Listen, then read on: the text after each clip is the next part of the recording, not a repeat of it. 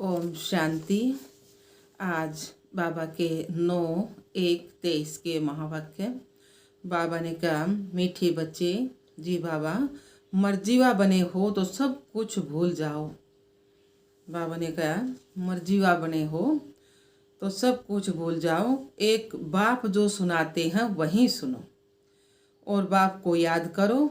तुम ही संग बैठूं। प्रश्न दिया बाबा ने, सतगति दाता बाप बच्चों की सतगति के लिए कौन सी शिक्षा देते हैं? सतगति दाता बाप बच्चों की सतगति के लिए कौन सी शिक्षा देते हैं? उत्तर दिया है बाबा ने। बाबा कहते, बच्चे सतगति में जाने के लिए अशरीरी बन बाप और चक्कर को याद करो। योग से तुम एवर हेल्दी निरोगी बन जाएंगे। फिर तुम्हें कोई भी कर्म कूटने नहीं पड़ेंगे। अगला प्रश्न आया है, जिनकी तकदीर में स्वर्ग के सुख नहीं है उनकी निशानी क्या होगी? उत्तर दिया बाबा ने, वह ज्ञान सुनने के लिए कहेंगे हमारे पास फुर्सत ही नहीं है। वो कभी ब्राह्मण कुल के भांति नहीं बनेंगे। उन्हें पता ही नहीं पड़ेगा कि भगवान भी किसी रूप में कभी आते हैं। गीत आया है, तुम्हारे बुलाने को जी चाहता है। ओम शांति। भगवान बैठे बच्चों को भक्तों को समझाते हैं। भगत हैं भगवान के बच्चे, सभी हैं भगत, बाप है एक। बाबा ने कहा, सभी हैं भगत और बाप है एक। जो तो बच्चे चाहते हैं एक जन्म तो बाप के साथ भी रहकर देखे ना। देवताओं से भी बहुत बहुत जन्म बीते, आसुरी संप्रदाय के साथ भी बहुत जन्म बीते। अब भक्तों की दिल होती है एक जन्म तो भगवान के बनकर भगवान के साथ रहकर देखें। तो अभी तुम भगवान के बने हो, मर्जीवा बने हो तो भगवान के साथ रहते हो ना। यह जो अमूल्य अंतिम जीवन है, इसमें तुम परम पिता परमात्मा के साथ रहते हो। यह जो अमूल्य अंतिम जीवन है ना हमारा, तो गायन भी है ना, तुम ही से खाऊं, तुम ही से बैठूं, तुम ही से सुनूं। गायन है ना ये। तो जो मर्जीवा बनते हैं उनके लिए यह जन्म साथ रहना होता है ना। जो मर्जीवा बन गए तो उनके लिए यह जन्म साथ रहना होता है ना। तो यह एक ही ऊंचे तो ऊंचा जन्म है। बाप भी एक ही बार आते हैं, फिर तो कभी आ नहीं सकेंगे ना।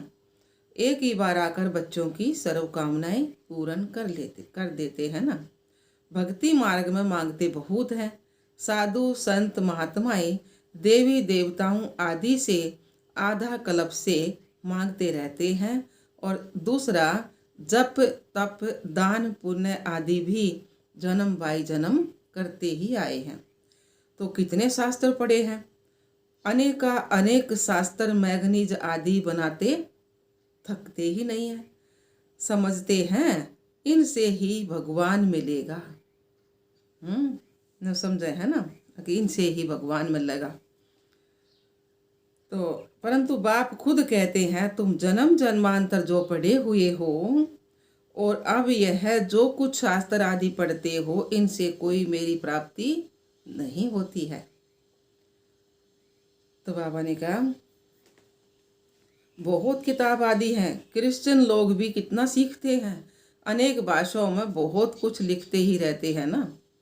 मनुष्य पढ़ते ही रहते हैं। अब बाप कहते हैं, जो कुछ पढ़े हो वह भूल जाओ अथवा बुद्धि से मार दो। बहुत किताब पढ़ते हैं, किताबों में फलाना भगवान है, फलाना अवतार है। अब बाप कहते हैं, मैं खुद आता हूँ तो जो मेरे बनते हैं उनको मैं कहता हूँ इन सबको भूल जाओ। सारी दुनिया की और तुम्हारी बुद्धि में जो बात नहीं थी वह अब मैं तुमको सुनाता हूँ। अब तुम बच्चे समझते हो बरोबर बाबा जो समझाते हैं वह कोई शास्त्र आदि में नहीं है ना। बाप बहुत गहरी और रमणीक बातें समझाते हैं। ड्रामा के आदि मध्य अंत रचता और रचना का सारा समाचार तुमको सुनाते हैं। फिर भी कहते हैं अच्छा जास्ती नहीं तो 2 अक्षर ही याद करो, मन मना भव और मध्याजी भव। मन मना भव बाबा को याद करो और मध्याजी भव लक्ष्मी नारायण जैसा बनो। तो ये अक्षर तो भक्ति मार्ग के गीता के हैं ना, परंतु बाप इनका अर्थ अच्छी रीति समझाते हैं। भगवान ने तो सहज राजयोग सिखाया था। कहते हैं सिर्फ मुझ बाप को याद करो। भक्ति में भी बहुत याद करते थे, गाते भी है ना, दुख में सिमरन सब करे, सुख में करे ना कोई। अगर सुख में कर ले तो दुख काहे का होए। फिर भी कुछ समझते नहीं है। जरूर सतयुग त्रेता में सुख की दुनिया है तो याद क्यों करेंगे। अब माया के राज्य में दुख होता है तब बाप को याद करना होता है ना। और फिर सतयुग में अथा सुख भी याद आता है। तो उस सुख की दुनिया में वही थे जिन्होंने बाप से संगम योग पर राजयोग और ज्ञान सीखा था। तो बच्चों में देखो हैं कैसे अनपढ़, तो उन्हों के लिए तो और ही अच्छा है, क्योंकि कहाँ भी बुद्धि जाती नहीं है। यहाँ तो सिर्फ चुप रहना है, मुख से भी कुछ नहीं कहना है, सिर्फ बाबा को याद करते रहो तो विक्रम विनाश हो जाएंगे। फिर साथ ले जाऊंगा। तो ये बातें कुछ न कुछ गीता में हैं।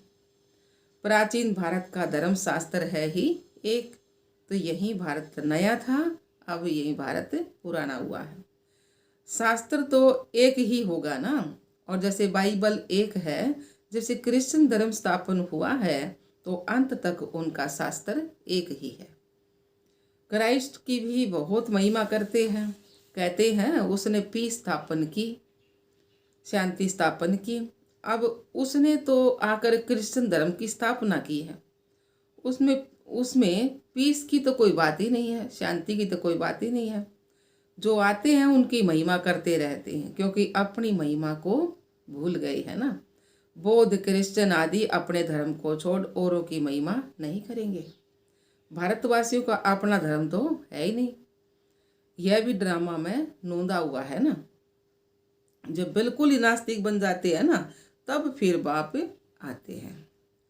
बाप समझाते हैं बच्चे, स्कूलों आदि में जो किताबें पढ़ाई जाती हैं उनमें फिर भी एम ऑब्जेक्ट है, फायदा है, कमाई होती है, मर्तबा मिलता है। बाकी शास्त्र आदि जो पढ़ते हैं ना, उसको अंधश्रद्धा कहा जाता है। तो बाबा ने कहा पढ़ाई को कभी भी अंधश्रद्धा नहीं कहेंगे। ऐसे नहीं कि अंधश्रद्धा से पढ़ते हैं, पढ़ाई से बैरिस्टर इंजीनियर आदि बनते हैं ना, तो उनको अंधश्रद्धा कैसे कहेंगे। तो इसी तरह ये भी एक पाठशाला है ना, इसमें पढ़ाई हो है। यह कोई सत्संग नहीं है। लिखा हुआ है ईश्वरीय विश्वविद्यालय। तो समझना चाहिए जरूर ईश्वर का बहुत भारी विद्यालय होगा। सो भी विश्व के लिए है। सभी को पैगाम भी देना है कि दे सहित दे के सब धर्मों को छोड़ अपने सब धर्म में टिको। फिर अपने बाप को याद करो तो अंतमति सुगति हो जाएगी।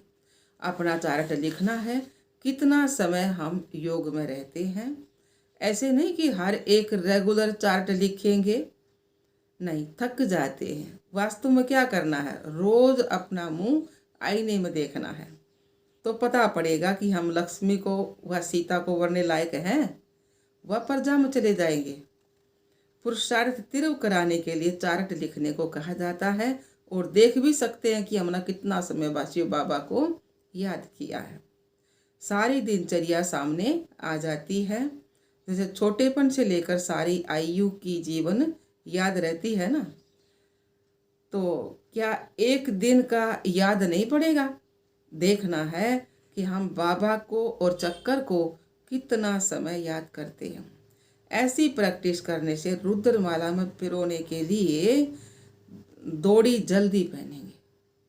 यह है योग की यात्रा, जिसको और कोई जानते नहीं तो सिखा कैसे सकते हैं। तुम जानते हो बाबा के पास लौटना है, बाबा का वर्षा है ही राजाई, इसलिए इस पर नाम पड़ा है राजयोग। तुम सब राजऋषि हो, वह है हठ योग ऋषि, वह भी पवित्र रहते हैं। राजाई में तो राजा रानी तथा प्रजा सब चाहिए ना। सन्यासियों में राजा रानी है नहीं, उन्हों का है हद का वैराग्य और तुम्हारा है बेहद का वैराग्य। वह घर बार छोड़ फिर भी इस विकारी दुनिया में ही रहते हैं। तुम्हारे लिए तो इस दुनिया के बाद फिर क्या है, स्वर्ग है ना, देवी बगीचा, तो वहीं याद पड़ेगा। तो यह बात तुम बच्चे ही बुद्धि में रख सकते हो। बहुत हैं जो चार्ट लिख भी नहीं सकते हैं, चलते चलते थक पड़ते हैं। तो बाबा कहते बच्चे अपने पास नोट करो कि कितना समय मोस्ट वैल्यूएबल बाबा को याद किया। जिस बाप की याद से ही वर्षा लेना है। जब राजाई का वर्षा लेना है तो प्रजा भी बनानी है। बाबा स्वर्ग का रचयिता है, तो उनसे क्यों नहीं स्वर्ग का वर्षा मिलना चाहिए। बहुत हैं जिनको स्वर्ग का वर्षा मिलता है, बाकी तो शांति मिलती है। तो बाप सभी को कहते बच्चे देह सहित दे के सभी संबंधों को भूलो। तुम अशरीरी आए थे, 84 जन्म भोगे, अब फिर अशरीरी बनो। क्रिश्चियन धर्म वालों को भी कहेंगे तुम क्राइस्ट के पिछाड़ी आए हो। तुम भी बगैर शरीर आए थे, यहाँ शरीर लेकर पारट बजाया, अब तुम्हारा भी पारट पूरा होता है। कलयुग का अंत आ गया है, अब तुम बाप को याद करो। मुक्ति धाम वाले सुनकर बहुत खुश होंगे, वे चाहते ही मुक्ति है। समझते हैं जीवन मुक्ति मतलब सुख पाकर फिर भी तो दुख में आएंगे, तो इससे तो मुक्ति अच्छी है, ये कह देने का है ना। तो यह नहीं जानते कि सुख तो बहुत है। हम आत्माएं परम धाम में बाप के साथ रहने वाली हैं, परंतु परम धाम को अब भूल गए हैं। कहते हैं बाप आकर सभी मैसेंजर को भेजते हैं, वास्तव में कोई भेजता नहीं है। यह सब ड्रामा बना हुआ है ना। हम तो सारे ड्रामा को जान गए हैं। तुम बच्चों की बुद्धि में बाप और चक्कर याद है ना, तो तुम चक्रवर्ती राजा अवश्य बनेंगे। मनुष्य तो समझते हैं यह दुख बहुत है, इसलिए मुक्ति चाहते हैं। यह दो अक्सर गति और सतगति चले आते हैं, परंतु इनका अर्थ कोई भी जानते नहीं है। गति तो होगी हमारी परम धाम में, और सतगति सतयुग में होगी ना। तो बाबा कहें दुनिया ही सारी पतित है, तो इन अक्षरों पर भी कोई कोई बिगड़ते हैं। बाप कहते हैं इस शरीर को भूल जाओ। तुमको अशरीरी भेजा था, तो अब भी अशरीरी होकर मेरे साथ चलना है। इसको नॉलेज अथवा शिक्षा कहा जाता है। इस शिक्षा से ही सतगति होती है ना। योग से तुम एवर हेल्दी बनते हो। तुम सतयुग में बहुत सुखी थे, कोई भी चीज की कमी नहीं थी ना। दुख देने वाला कोई विकार नहीं था। मोहजीत राजा की कथा सुनाते हैं ना। बाबा कहते हैं मैं तुमको ऐसे कर्म सिखाता हूँ जो तुमको कभी भी कर्म कूटने नहीं पड़ेंगे। ये तो कर्म कूटे है ना, मेरे कर्म से कुछ भी हो जाए जब, तो वहाँ ऐसी ठंडी भी नहीं होगी। ठंडी ज़्यादा हो रही है ना, तो बाबा ने बता दी वहाँ ऐसी ठंडी भी नहीं होगी। सब मौसम होगा ना, जैसे तमाशा में आकर ऐसा। तो बाबा ने कहा अभी तो 5 तत्व भी तमो प्रधान है, कभी बहुत गर्मी और कभी बहुत ठंडी, तो वहाँ ऐसी आपदाएं होती नहीं है। अभी तो 5 तत्व भी तमो प्रधान है। बहुत गर्मी ठंडी बताई ना बाबा ने। तो सदैव बसंत ऋतु रहती है सतयुग में। तो नेचर सतो प्रधान है, अभी नेचर तमो प्रधान है। और फिर कह दे हैं कि भगवान नहीं हो के करा, भगवान ने घनी गर्मी घेर दी, भगवान ने घनी सर्दी घेर दी, बेचारा ने बेरा तो कोई है ना। अगर नेचर हमारा जैसा है वैसा ही होगा ना, कर्म जैसे करे वैसा ही होगा। तो अच्छे आदमी कैसे हो सकते हैं? इतने बड़े बड़े भारत के मालिक सन्यासियों के पीछे फिरते रहते हैं ना, उनके पास बचिया जाती है तो कहते हैं फुर्सत नहीं है। तो इससे समझ जाते हैं कि इनकी तकदीर में स्वर्ग के सुख नहीं है। ब्राह्मण कुल के भांति बनते नहीं, इनको पता ही नहीं कि भगवान कैसे और कब यहाँ आते हैं। शिव जयंती मनाते हैं परंतु शिव को सभी भगवान नहीं समझते हैं। अगर उनको परमपिता परमात्मा समझाते तो शिव जयंती के दिन हॉलीडे मनाते ना। तो बाप कहते हैं मेरा जन्म भी भारत में ही होता है, मंदिर भी यहाँ है, जरूर किसी शरीर में प्रवेश किया होगा। दिखाते ना दक्ष प्रजापिता ने यज्ञ रचा तो क्या उसमें आया होगा? ऐसे भी नहीं कहते श्री कृष्ण तो होता ही कब है? सतयुग में। तो बाप खुद कहते हैं मुझे ब्रह्मा मुख द्वारा ब्राह्मण वंशावली रचनी है। कोई को यह भी तुम समझा सकते हो, बाबा कितना सहज समझाते हैं, सिर्फ मुझे याद करो। परंतु माया इतनी प्रबल है जो याद करने नहीं देती है। आधा कल्प की दुश्मन है, इस दुश्मन पर ही जीत पानी है। भक्ति मार्ग में मनुष्य ठंडी में स्नान करने जाते हैं, कितने धक्के खाते हैं, दुख सहन करते हैं। यहाँ तो पाठशाला है, पढ़ना है, इसमें धक्के खाने की कोई बात नहीं है। पाठशाला में ब्लाइंड फेथ की तो कोई भी बात नहीं है ना। मनुष्य तो बहुत ब्लाइंड फेथ में फंसे हुए हैं, अंधश्रद्धा में। तो कितने गुरु आदि करते हैं, परंतु मनुष्य तो कभी मनुष्य की सतगति नहीं कर सकते। जो भी मनुष्यों को गुरु बनाते हैं वह सब ब्लाइंड फेथ हुआ ना। आजकल छोटे बच्चों को भी गुरु कराते हैं, नहीं तो कायदा है कि वानप्रस्थ में गुरु करने का।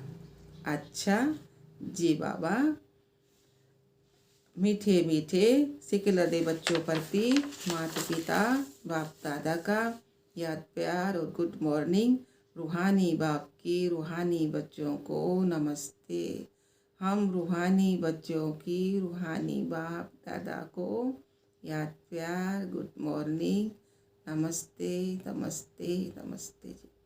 हम बाबा के बच्चे सदा रहे हंसते और हंसाते।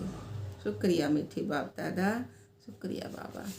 धारणा के लिए मुख्य सार है। पहला पॉइंट है तिरु पुरुषार्थ के लिए याद का चार्ट जरूर रखना है। रोज आईने में अपना मुंह देखना है, मतलब चेक करना है हम मोस्ट बिलवेड बाप को कितना समय याद करते हैं। दूसरा पॉइंट है जो कुछ पढ़ा है वह भी भूल चुप रहना है।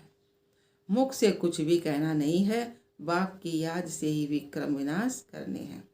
वरदान दिया बाबा ने, हर बात में मुख से व मन से बाबा बाबा के मैंपन को खत्म करने वाले सफलता मूर्त भाव। हर बात में मुख से व मन से बाबा बाबा के मैंपन को खत्म करने वाले सफलता मूर्त भाव। सार में दिया बाबा ने, आप अनेक आत्माओं के उमंग उत्साह को बढ़ाने के लिए निमित्त बच्चे कभी भी मैंपन में नहीं आना। आप अनेक आत्माओं को उमंग उत्साह को बढ़ाने के लिए निमित्त बच्चे कभी भी मैंपन में नहीं आना। मैंने किया नहीं, बाबा ने निमित्त बनाया, मैं के बजाय मेरा बाबा। मैंने किया, मैंने कहा, यह नहीं। बाबा ने कराया और बाबा ने किया तो सफलता मूर्त बन जाएंगे। जितना आपके मुख से बाबा बाबा निकलेगा उतना अनेकों को बाबा का बना सकेंगे। सबके मुख से यही निकले कि इनकी तात और बात में बस बाबा ही है। स्लोगन दिया बाबा ने, संगम युग पर अपने तन मन धन को सफल करना और सर्व खजानों को बढ़ाना ही समझदारी है। संगम युग पर अपने तन मन धन को सफल करना और सर्व खजानों को बढ़ाना ही समझदारी है। अच्छा, ओम शांति बाबा। सरूत बाबा ने कहा, मीठे बच्चे। जी बाबा। प्रश्न उत्तर फिर दोहरा दे एक बार। मर्जीवा बने हो तो सब कुछ भूल जाओ। एक बाप जो सुनाते वही सुनो और बाप को याद करो। तुम ही संग बैठो, तुम ही संग खाऊं, तुम ही संग सोऊं। उत्तर प्रश्न दिया बाबा ने, सतगति दाता बाप बच्चों की सतगति के लिए कौन सी शिक्षा देते हैं? बाबा कहते, बच्चे सतगति में जाने के लिए ऐसे दीदी बन बाप और चक्कर को याद करो। योग से और हेल्दी निरोगी बन जाएंगे, फिर तुम्हें कोई भी कर्म नहीं कूटने पड़ेंगे। दूसरा प्रश्न दिया बाबा ने, जिनकी तकदीर में स्वर्ग के सुख ने, उनकी निशानी क्या होगी? वह ज्ञान सुनने के लिए कहेंगे हमारे पास फुर्सत नहीं है, और वो कभी ब्राह्मण कुल के भांति नहीं बनेंगे। उन्हें पता ही नहीं पड़ेगा कि भगवान भी किसी रूप में कभी आते हैं। गीत आया है, तुम्हारे बुलाने को जी चाहता। अच्छा, ओम शांति, ओम शांति बाबा।